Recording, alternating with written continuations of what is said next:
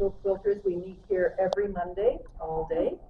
And we always encourage any resident, anyone walking by who wants to see what we're doing to come in and have a look. And there's always different projects going on all the time. And so today we've invited you for tea and cookies, which we'll get to.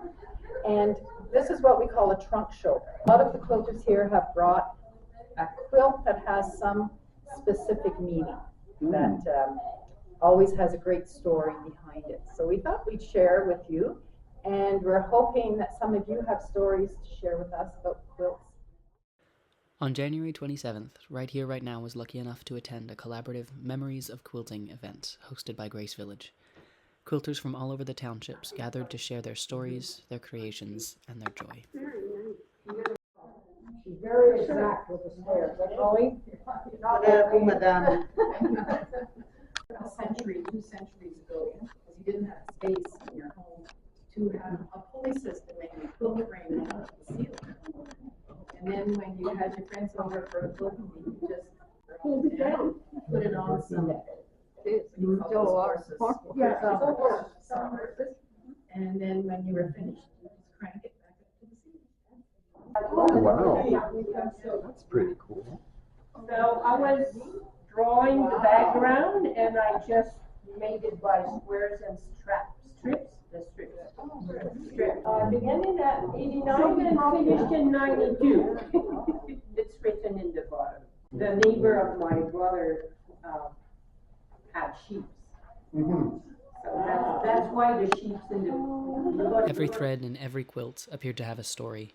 A child it was made for, a mother who passed it down, or a merely imperceptible mistake with an endearing anecdote to go along with it. Coming to the quilt show, I talked my sister-in-law into coming with me, and I was met by the president, and I told her I'd taken a course, and she invited me to join the group, which I now realize in retrospect wasn't the usual way. You had to be approved. Well, if they'd actually seen my first quilt, they might not have approved it. However, I'm so happy to be a part of this group. I made 28 new friends, and it's been wonderful. This is just a little black quilt, and it's just a nice little thing to put over. We've made some very similar for people here at Grace Village, and we were asked to bring something old. This is a very old quilt that my husband's great-great-aunt made. And so it's all hand done in new fabric. And it survived me.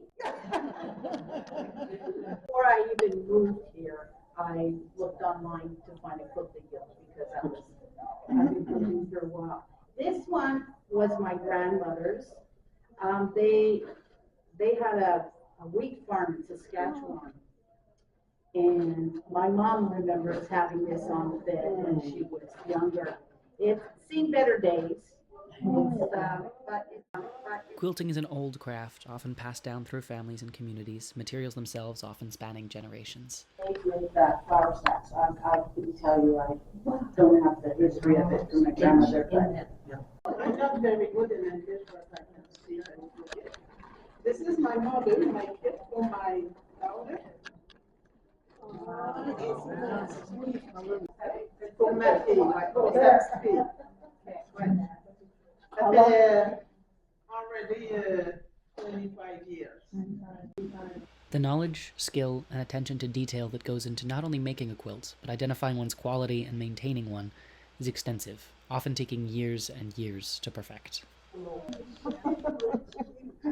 It's part of quilting, because if you noticed on some of the older quilts, the binding around the edge is what gets worn. And so most of the bindings today on a quilt is double. Okay? And so then they don't wear. On top of sharing their skills and expertise, the quilters shared in tea and snacks, as well as conversation, filled with laughter, joy, and connection.